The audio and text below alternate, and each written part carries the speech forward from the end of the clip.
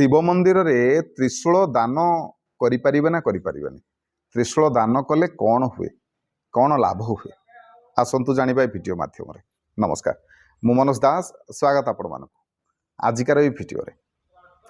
देखु शिव मंदिर रे त्रिशूल दान आपण मैंने करें छोटिया हो बड़ हो आपण सक्षम हिसाब से करेंगे कौन धातुर करेंगे जब रूपार करुँचे छोटिया भी आपड़ दे पारे बड़ भी आपड़ दे पारे किंबा जदि पितलर आपण मैंने दियंती ताले मध्य भी हम तेज ये कथा हूँ त्रिशूल दान कहीं करेंगे कले आमको कौन लाभ हम देखो त्रिशूल दान कले आमर जीवन में अनेक दुख कष्ट आमको मुक्ति मिलता है। त्रिशूल दान कले आपणकर